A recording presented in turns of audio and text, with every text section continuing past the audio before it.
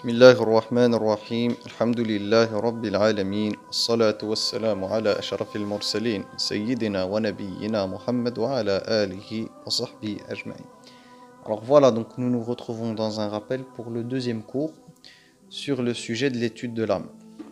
Ok, donc dans le premier cours, on avait vu la distinction à faire entre ce qu'on appelle ruh, et un frère m'a aiguillé positivement dans la mesure où il m'a dit que dans les textes, notamment le Coran en version française, ils appellent ruh l'esprit plutôt que l'âme. Et l'âme, ils l'ont choisi pour nafs. Donc c'est très bien qu'en français on ait cette distinction.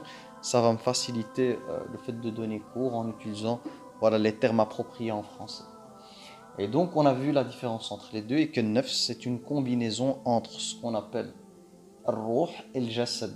Le jasad qui est le corps. Si nous prenons le premier exemple, c'est Adam alayhi salam, donc le prophète Adam alayhi salam, qui est notre père à tous pour ceux qui sont croyants. Et donc lui, Allah tabaraka wa ta'ala, donc notre Seigneur, a d'abord façonné son corps et ce n'est qu'après il lui a insufflé de l'âme qu'il a créée à l'intérieur de lui. Et nous avions vu que cette âme, lorsqu'elle intègre ce corps, elle se transforme. Entre guillemets, elle se transforme et elle s'appelle nafs, âme en français. Pourquoi? Parce qu'elle va prendre des caractéristiques du corps. Alors le corps, on a vu que c'était l'emplacement des pulsions. Alors le terme choisi par le Coran, c'est le terme fujur. Fujur. Pourquoi? Parce qu'Allah dans le Coran le Karim, surat al-Shams, il dit ba'dan a'udhu billahi minash shaitan rajim, il dit wa nafsin wa ma sawaha. Et l'âme humaine est celui qui l'a façonné, agencé. Hein? Donc Allah tabaraka wa ta'ala, c'est lui qui l'a agencé. Et puis il nous cite les deux choses qu'il a mis dans cette âme. Vu qu'on veut l'étudier, ben on doit d'abord la comprendre sous la lumière du Coran. Puis vu que cette vidéo est plus destinée à la base à un public musulman, donc je prends les références musulmanes. Donc il dit ensuite, donc c'est lui qui l'a façonné, puis il y a intégré deux énergies, deux. Ce qu'on appelle fujur, fa'alhamaha fujuraha wa taqwaha. Donc il a mis dans cette âme ce qu'on appelle fujur, qui est lié au corps, donc qui correspond à cette énergie, cette pulsion de vie, si on peut appeler ça comme ça, qui nous pousse à répondre à nos besoins. Besoin de nourriture, besoin de bois, donc en termes de boissons, besoin en termes de reproduction, etc., etc. Là-dedans, besoin de survie et tout ce qu'on veut. Donc le fujur est vraiment le centre de l'énergie. Et si on va au niveau linguistique, le fujur, on a des dérivés du terme qui ressemblent comme infijar, qui veut dire explosion. On utilise aussi ce terme-là, ou les dérivés de ce terme, dans l'eau qui jaillit avec force. C'est la même chose. Donc le fujur, c'est vraiment une énergie à l'intérieur, cette énergie, cet instinct animal, si on veut dire par là, qui est en chacun d'entre nous et qui a pour objet comment dire, de s'adonner à ses pulsions, d'assouvir ses passions et ses pulsions.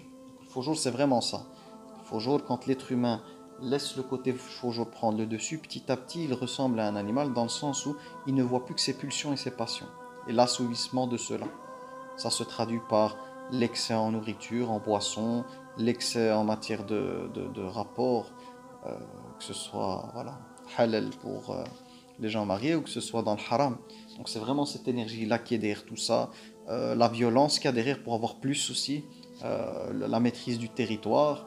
On le voit avec les animaux aussi qui protègent leur territoire, qui sont prêts à se battre pour ça. Donc il y a l'aspect violence. Il y a aussi le fait d'avoir un patrimoine de plus en plus grand, construction, argent, terre, etc., etc. Et qu'on est prêt à tout pour ça. Là, on est dans le mode fujur, dans le mode animal. Et l'on traduit par immoralité en français. Donc voilà, al-fujur, donc l'immoralité. Ok. Et puis on a l'inverse. L'inverse, c'est quoi? C'est taqwa. Taqwa, c'est quoi? Ça vient du terme arabe wiqaya, qui veut dire bouclier, qui veut dire protection. Certains savants, ils ont dit, c'est le fait, la taqwa, de se mettre entre nous et la colère d'Allah et son châtiment, une wiqaya, comme une espèce de protection, un bouclier, une arme. Et donc, taqwa, c'est quoi? C'est une énergie qui est opposée à celle de fujur. C'est une énergie qui nous élève vers le dessus. C'est une énergie qui nous amène à s'élever vers le côté ruh, c'est-à-dire à décoller du corps. C'est le but de taqwa. Et taqwa, il y a certaines explications que certains compagnons ont essayé de nous donner une définition de taqwa. Certains ont dit c'est al-khawfu min al-jalil, c'est la crainte de al-jalil qui est Allah, donc Allah tabaraka wa ta'ala le Seigneur. Wal-amalu bit-tanzil, c'est le fait d'appliquer ce qui a été révélé. Wal-isti'dad li-yawm ar-rahil, c'est la préparation pour le jour du départ qu'est le qiyamah. Donc ça, c'est une définition de taqwa selon un des compagnons. Je ne sais plus si c'est Abdullah ibn Mas'ud ou pas. D'autres exemples qui nous ont été donnés quant à ce qu'est taqwa. Taqwa, c'est d'éviter le haram, donc de s'écarter de le haram, et de faire ce qu'Allah tabaraka wa ta'ala a attendu. Et l'image qu'on peut donner, c'est comme quelqu'un qui marche sur un petit sentier dans les montagnes, et que ce sentier est bordé sur les deux côtés par des épines, des arbres avec des épines. Et que la personne, lorsqu'elle se déplace sur ce chemin, fait en sorte de marcher la plus droite possible pour éviter d'être griffée par ces épines, blessée par ces épines, que ces épines déchirent son pantalon, qu'elle déchire éventuellement sa peau ou autre chose. Donc elle est vraiment dans taqwa là, c'est-à-dire qu'elle fait tout son effort pour éviter d'être touchée par ces épines autour et de marcher le plus droit possible. Alors les épines représentent les interdits, la zone d'interdit, ce qui est haram, ce que Dieu n'aime pas. Et ce chemin, ce sentier qu'il faut prendre, sur lequel il faut s'attacher et marcher vraiment droit, représente le droit chemin, c'est-à-dire la pratique. Donc voilà, ça c'était pour ce qu'on appelle al-fujur et at-taqwa. Là j'ai brièvement expliqué les deux concepts. Donc l'un, le fujur qui nous tire vers le bas, vers le côté animal, ok, et taqwa qui nous élève vers le haut, vers le côté plutôt angélique. C'est le travail un peu des deux des éléments de l'fujur et de taqwa. Alors une autre chose que je peux vous dire rapidement sur le fujur et de taqwa, c'est que ici j'ai fait des cercles, donc avec le corps, et donc le fujur c'est plus lié au corps, c'est que plus on va assouvir ses besoins, ses pulsions, mais dans le cadre du haram, et laisser le fujur travailler, plus cette sphère va grandir. Et donc plus elle grandit, plus elle prend de l'emprise sur l'âme. Vous voyez qu'ici l'âme elle est entourée, elle prend de l'emprise sur l'âme. Et petit à petit c'est comme si Ruh avait très peu de place quant à l'influence qu'elle a sur ce qu'on appelle nafs, sur nafs. Par contre lorsqu'on va être dans beaucoup de taqwa, c'est-à-dire qu'on va pratiquer, donc que ce soit au niveau spirituel des prières, le jeûne du ramadan, délaisser les passions, délaisser les plaisirs et faire un travail spirituel, petit à petit, le ruh va prendre le dessus, le cercle de ruh va prendre le dessus. Et cette ruh va faire en sorte que le nafs, plutôt, sera teinté énormément de ruh, et elle va prendre de plus en plus de place dans le territoire. C'est-à-dire que le nafs prendra le contrôle sur le corps, et c'est plus le corps qui prendra le contrôle sur cette nafs et sur ruh. Je comprends? Donc ici, ce qui se passe, c'est comme un ballon. Chaque fois que je fais des péchés, je suis en train de gonfler cette zone-là. Gonfler, gonfler, gonfler. Et donc petit à petit, elle bouffe du territoire. Et chaque fois que je fais des bonnes actions, je fais l'inverse. Je gonfle le bon côté. Et puis des fois, il y a une lutte entre les deux. C'est-à-dire que je fais autant de bonnes actions que de mauvaises actions. Donc il faut que je gagne un round, taqwa gagner un round. Là, je reste au milieu. Et les énergies, le combat entre les deux, c'est comme si on jouait à tirer les cordes. Il y a un jeu, une animation qu'on fait avec les enfants, c'est on met un groupe d'un côté, d'un autre. Donc on va dire qu'il y a fujur d'un côté et taqwa de l'autre côté. Celui qu'on renforce le plus, qui devient le plus fort, il tirera plus fort d'un côté. Donc chaque fois qu'on sera dans une dynamique d'assouvir nos passions, nos plaisirs et tout, au détriment de notre foi et de notre taqwa, on est en train de gonfler ce qu'on appelle le fujur, et il prend plus de force, il nous tire plus, petit à petit, plus vers le côté animal, et même en dessous des animaux, parce que les animaux n'ont pas de raison, ils n'ont pas de taqwa pour se détacher de leurs pulsions. Par contre, quand on sera dans un travail spirituel, et le ramadan est fait pour ça, Allah a institué le jeûne, afin que ce soit un mois durant lequel on fait tout un travail pour renforcer le taqwa. Donc on va renforcer taqwa qui sera en face, et donc comme taqwa deviendra plus fort, elle sera capable de tirer cette nefs plus du côté ruh. Donc d'amener cette nefs plus du côté de l'esprit, du côté angélique, on va dire ça, de la pratique angélique.